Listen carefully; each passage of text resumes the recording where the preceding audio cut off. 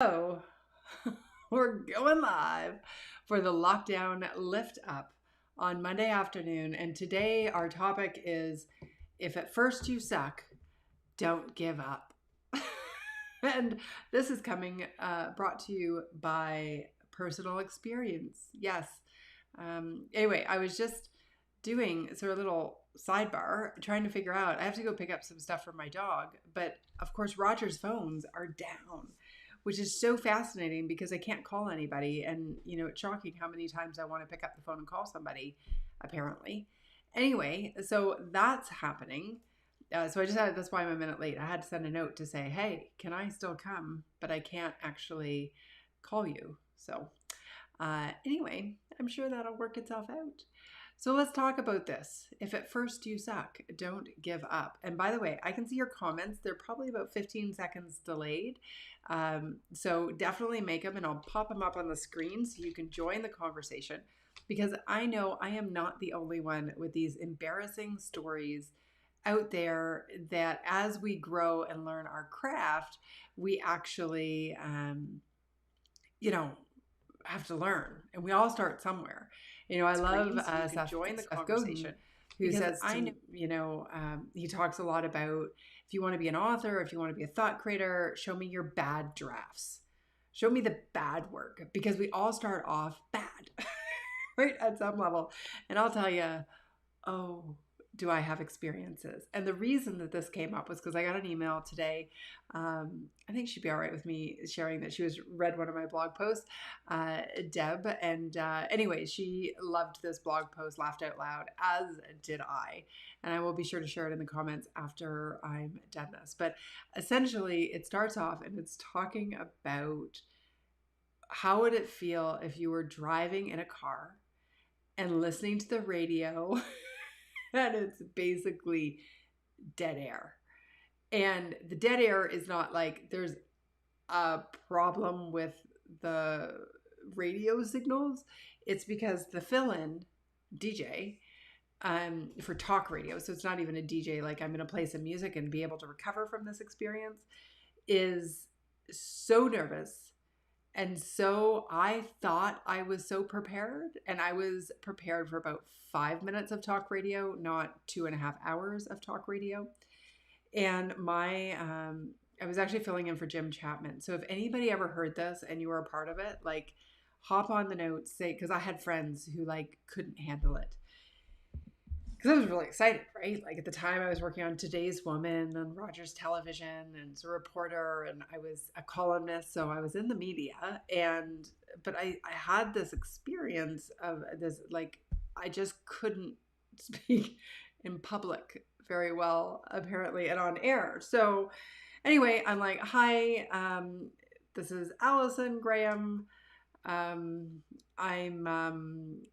filling in for looking up his name, Jim Chapman, and he's on vacation, and so I'm going to fill in for him, and we're gonna have a conversation. And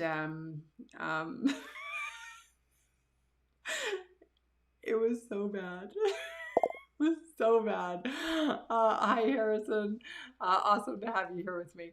Anyway, so this was the experience. And I just kept repeating the same things because I did prepare. I just didn't understand how much you need to prepare in order to talk to yourself when you're on the radio. And I eventually, second half of the show, because you can't just stop. All I wanted to do was run out of the studio and be like, it's not going to happen. Just make it all go away, because you got 2.5 hours or 3 hours of airtime to fill.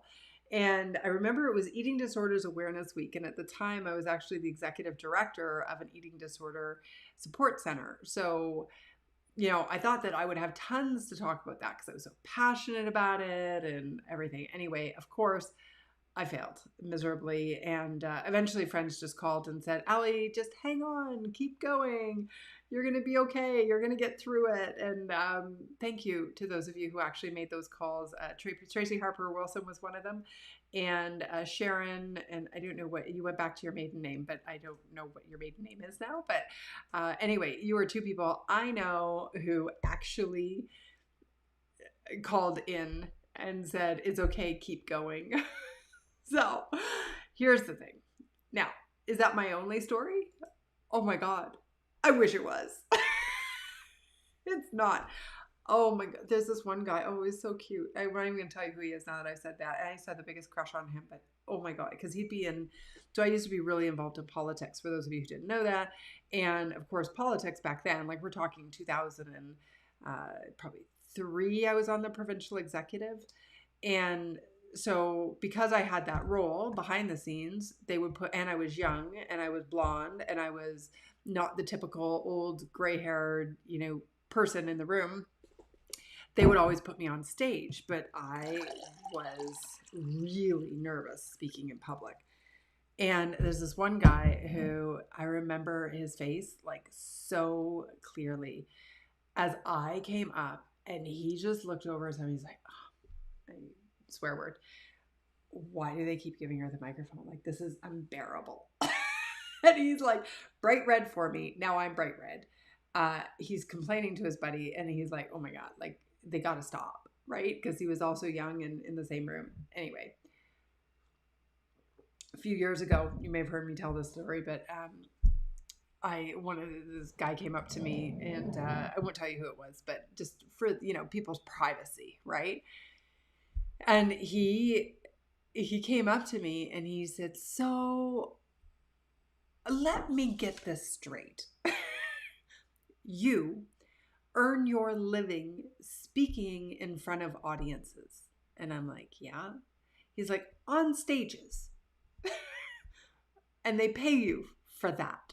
And I'm like, yeah. And he's like, but you're awful. And I'm like, oh, yeah, I was. Thank you. Not so much anymore. Still nervous sometimes, by the way. And I imagine what it would be like going out into the world again, right? It could be interesting because like now I'm a year in my living room, right? So will it be different going out onto a stage? Very interesting to consider. Anyhow, but he's like, okay, so that's enough about me and my story. Who says, okay, Harrison, I've known you since corporate meeting at Fabrio's Cafe in 97. 2000. Okay, so remind me of where is that? My God, 97. Was I even going to meetings? I love it. That's fantastic. Oh, I remember. Yeah, I think I might have been in Amway at the time. Was I in Amway at the time? 97? Oh, Harrison, you're going to have to bring it up. You're going to have to tell all those secrets. So how fun. I'm trying to do the math because what are we? So 97, I would have been, what are we? 20, oh God, do I need to calculate? You do the math for me. I would have been young. That's pretty cool, eh? Yeah. Anyway, I digress. At Dundas. All right. Huh. Cool. That's awesome. All right. So how do you not allow your failures? Oh, Christine, you're awesome. Look at this. She's so sweet. You're one of the most genuine natural speakers I've seen, especially when still figuring things out on the fly. You roll with things. I totally do. So here's the funny thing, though. By the way, Christine, awesome to see you. She is one of my favorite humans and one of my favorite clients, if I can say that over. I know you've given me a testimonial, so that's all right to say. Really just an incredible human being. Anyhow, I actually did a personality test last week with Lead Hership Global, Linda Fisk. Shout out to Linda. And she does this, you know how those personality tests, they can just like you fill out one little form and it's like it just shows everything about you. Anyway, it says actually like undaunted by failure. And it's so funny because that's like so ingrained in me. I don't know if that's an innate trait or if I've just had so many hiccups along the way that I learned how to overcome it. But I also think there are times when failure has held me back, right? Where I'm like embarrassed. And actually, I'm trying to figure out why I'm not on Clubhouse lately.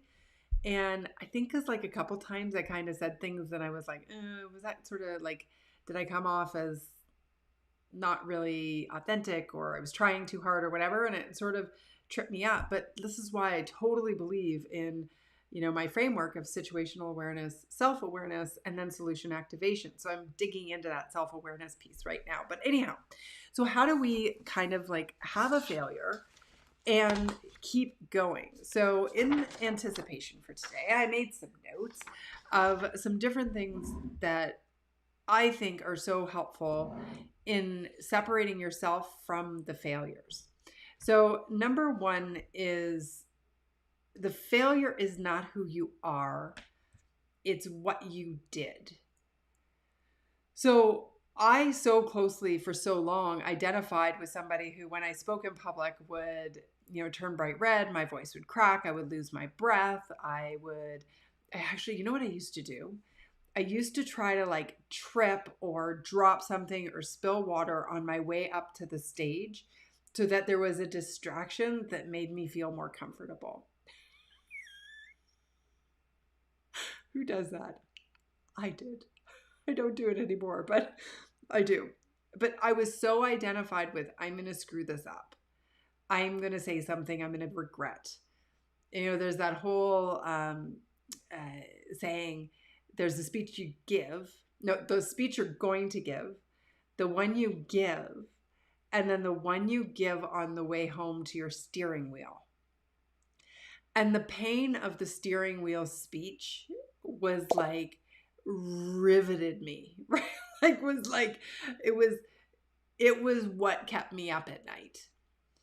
And because it was always so much better, but always with like cringe worthiness to go with it if I felt embarrassed. So, but I think what's interesting is separating the act of failing with somebody as opposed to that's your identity and who you're always going to be.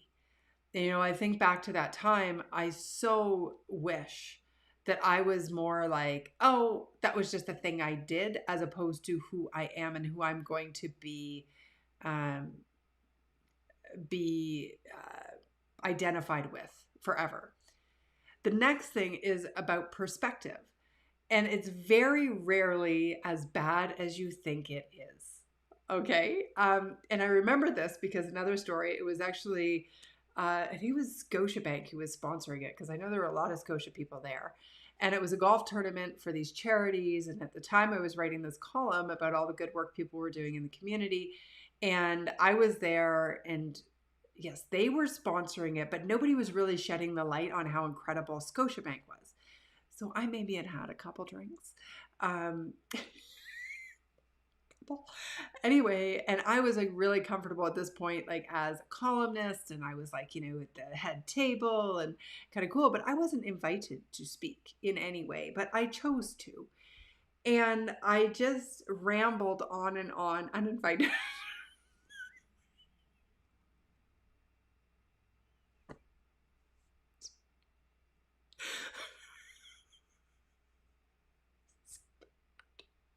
Anyway, like I'm still going to blush. So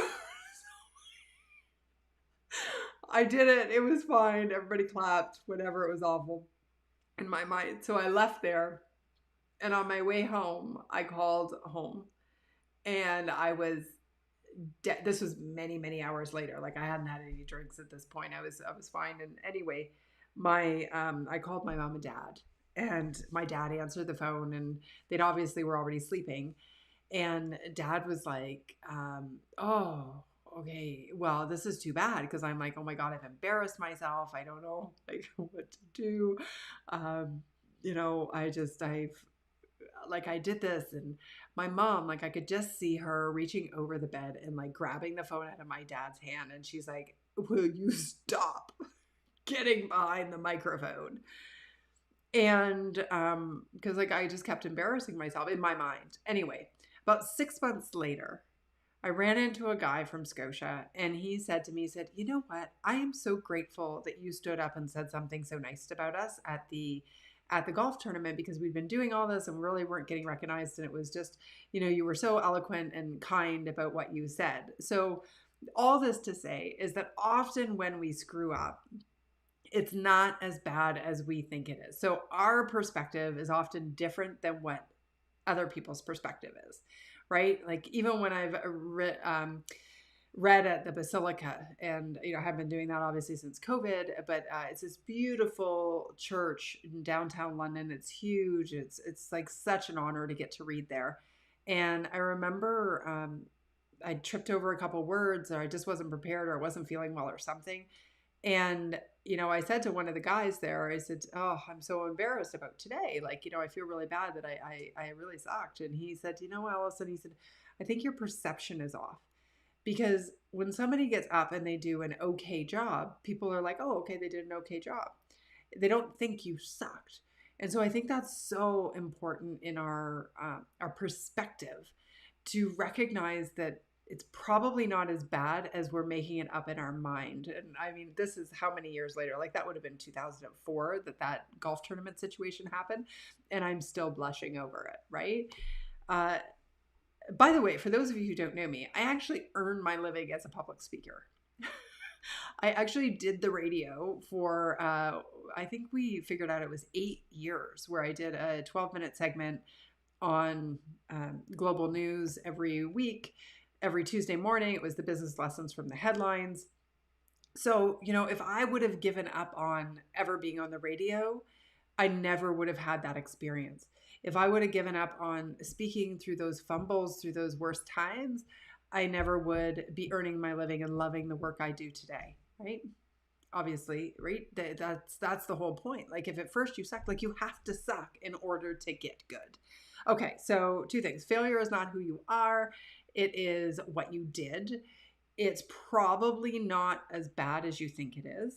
A couple other things I've written down here is that it's so critical to process the embarrassment. So, like even like I can laugh about those situations now. They'd come up and they'd cringe, and I'd literally just, everything in my body would be so horrified that I couldn't even think, I couldn't do anything. And I just like, gotta go technique, right? Couldn't even think about it. So when you've done something where you've not done your best, or you've really failed at it, I'm going to encourage you to sit with those emotions so that they can flow through you and get processed, because that is so incredibly important. And here's the other thing about failure. So we know that it's part of the learning process. We're not going to be great at something when we first do it. I mean, I actually encourage you to go over to my Instagram reels, or my Instagram post, to see my first attempt at doing silent reels today. Speaking of sucking at something, I'm like, how people do the silent reels and they point. I'm doing all this kind of stuff because I don't even know when I'm going to put the words in. I don't know how to do that yet, but I'll figure it out. Anyway, my mom caught me because my mom is here with me in the city right now for the lockdown. And she was in the background. Oh my God, did we howl? Like if you just want a laugh, like a belly laugh, go join Mom and I on Instagram. It was very funny. But anyway, so here's the thing. I think if we know we're going to suck at the beginning, that's okay. That's part of the process. But when do you keep going and when do you choose not to? And I think that the keeping going, there are two factors to consider. Number one, do you have a raw talent? Like, is there something there that's moldable that like, yeah, you know what, you might suck now, but I can see how you're going to be good later. Okay. Or do you have such a drive and such a passion and such a purpose aligned with doing it that it's worth trying to figure it out? If you don't have one of those two things, either a raw talent that you can polish a little and is going to make it from a diamond into the rough, or a rough into the diamond, or a passion, a purpose, a drive that will force you to figure it out. when I first created my very first online course, and trying to figure out all the technologies, and like back then, that was like a lot of years ago, it was really, really tough. Now I can pull together an online course in a matter of days and have an online program that helps people do that. Even if they suck at tech, it's not my main work in terms of, like, I teach the resilience and I speak about that in my corporate audiences and associations and my coaching. But that ability to do it is because I had such a drive and such a purpose, and knowing that I wanted to serve people online, that I had to figure it out. I had to figure out the technology. I had to keep going in order to make it happen. Right? And with the speaking, I think it was a little bit of both. And I remember my very, very first time that I spoke, and I loved it. And it was awesome. It was actually for Wraparound London. It was the right before or right after the long weekend in the Labor Day long weekend. And there were 400 people in the room. It was a 1920s event. It was at the John Labatt Center, and now it's called Bud Gardens, but it was back in the John Labatt Center. It was black tie, 1920s theme, and we were on the ice. So it's where the London Knights play hockey, and they put down the whatever you call, I don't know, something to cover the ice. We weren't skating in our tuxes and beautiful gowns, right? But anyway, we were there, and I was so honored to be chosen as the MC. But then there was this like, why are you guys choosing me? Like, I'm like really bad at this. And anyway, I was determined. I am not going to screw this up.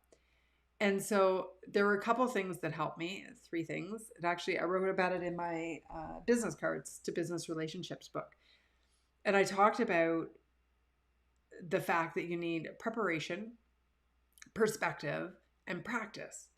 And that became a framework that I used throughout that book. But the perspective was, Allison, this is not about me. This is about them, right? And serving this organization and the people who need the money and the fundraising help, and how can I help? And then the second piece of the puzzle was, I'm getting notes here. Oh, yeah. I know, Carolyn. Very good. Okay, I'm going to turn that off. It sort of distracted me. Okay, so I needed to have the perspective, not about me, it's about them. The practice. Oh my God, did I practice? I knew exactly what I needed. And the preparation. So I had my script all figured out, and I wasn't going to wing that first, 4 or 5 minutes. Okay. And so that was really important. And I'll tell you, I will say I'm proud of myself in that moment, with my voice echoing through the John Labatt Center, now called Bud Gardens, and just how everybody was quiet. 400 people who were just like hanging on everywhere. Like, for whatever reason, that just touched me. I was like, oh, this is cool. And then, well, we were all out on the dance floor, and after, as the party was kicking off, my somebody who I have a lot of respect for, he said, you did a very good job tonight. He said, oh, that was very good. Insert in comparison to the other times I've seen you in the political realm. And he said, I think you might have a future in public speaking. And I laughed so hard because, first of all, my reference point was, I don't think I'm good, but I know that time I actually showed a little bit of, raw talent and was really working on the process. And the other piece is, I'd never been paid more than a $50 honorarium to MC an event or to speak in public. So I didn't connect the dots on speaking and actually getting good, and then like actually earning a living with it and getting paid, X amount of dollars per speech. Which can be quite lucrative, especially for the big head honchos, like, the ones who I really am just, one day strive to be like, right? Like the $30,000 speakers, the $25,000 speakers, heck, the $100,000 speakers, like, wow, amazing. And so anyway, that was my reference point. But all this to say, oh my gosh, I've had so much fun sharing this. And thank you, Harrison, you're awesome to say that. Lots of positive vibes. And this LinkedIn user, I don't know your name because I can't see it, but free spirit, super lively. God bless you. Well, thank you, LinkedIn user. I'm grateful for your comment and your contribution. I get to do this. It's very much for me is it's called the Lockdown Lift Up. And the idea is that those of us that know who are in Ontario are in our third lockdown, and it's a full-on lockdown. There's no halfway in between here, apparently. We are locking down. And, well, at least some people are. I mean, that's a whole other topic. But I wanted to do something every afternoon. This is generally when my energy tends to dip. And so I wanted to be sure that I do something to hopefully lighten the mood a little, offer some insight, offer some laughter, and really just be a part of the community. Lauren's watching. I'm super excited. I'm a big fan of hers. She's an incredible marketer, and she's saying the origin stories. Oh my gosh, isn't it fun? Like to think back to our early days, right? And how we evolve, and how grateful I am that the younger Allison Graham stuck with it, that I didn't talk myself out of opportunity. And that was a big deal. Like when I think back now, I'm like, why did I keep doing it? And I think part of it was, like I said, there's a talent. I think I thought I had talent, and I'd also done a lot of like network marketing in my early, like 19-year-old, 20, 21, 22. And so I'd seen the big speakers, right? The Les Browns and the Tony Robbins and those guys. I didn't even contemplate. And now as I say that, I think 95% of them were men. So maybe that's why I didn't contemplate that was a potential career path for me. Although I loved the concept of it, right? Like I loved the feeling I got when they spoke. I loved just hearing all that, but I didn't equate it until many, many years later. And actually, so speaking of origin story, because, the phones are down, so you're who I have to talk to. So thanks for sharing with me this time. What an awesome privilege. But so what happened after that was I was just writing the column, not just, but it wasn't enough to sustain me. I was had been quite some time out of a contract that I had I didn't renew a contract. So I was sort of taking it easy. And a friend of mine, Tracy Harper Wilson, I got to tell you, that friend of mine, we don't talk anymore. You know how friendships just evolve and you don't see each other anymore. But if she's listening, I don't think she is right now, but I'll tell you, if you know her, go tell her how phenomenal and how important in my life she was. I'll even tell her. Because she said to me, Allie, you've got to, you got to figure out what you're going to do. Like, let's figure this out. So what do you love to do? And at that point, I had overcome my fear of networking. Okay, so several years earlier, I'd been networking. I'd gone from working as a receptionist and a bartender to being on the provincial executive as a politically involved in different people's campaigns, and really had been raising lots of money for charities. It was a very fast trajectory thanks to networking. And I said, well, I love going to parties and networking with people and, connecting other people. And she's like, oh, well, nobody's going to pay you to do that. So what else do you like to do? And so this was just a few weeks after that big event that I talked to you about that was at the John Labatt Center. And I said, I really, I am surprised to say this, but I actually really loved being on a stage. I love speaking. And Tracy Harper Wilson said, well, there you go. Why don't you just speak about how to network and make that your business? And I was like, oh. And then I figured out you can make more than $50 speaking at a time. How cool is that? If that conversation never would have happened 14 and a half years later, we would not be sitting here having this conversation, I don't think. So yay, Tracy Harper Wilson. She's awesome. Anyway. There we go. So all that to say, It was a long one today. Oh my goodness, a half an hour. But you know what? I see these lives that go on forever, and people who are locked down or don't have anything going on. You're probably looking for a laugh. So I hope this is helpful to you and being here, because I love it and it fires me up. And my hope is that if you're knowing that there's something more that you want, that there's something you want to do, whether it's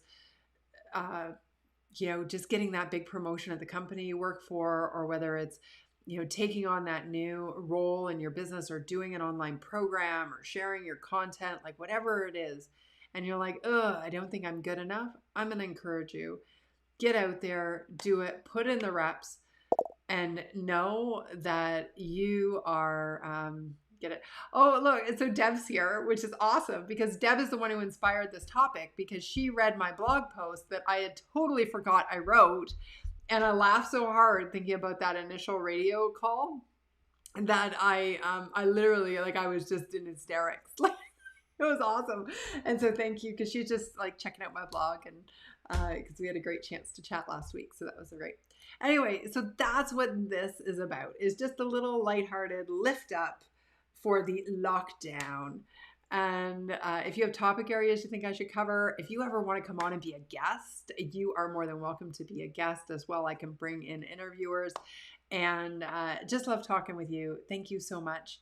And I hope you have the absolute best day, no matter what your circumstances are, that you are okay in the midst of whatever's happened around you. So bye for now.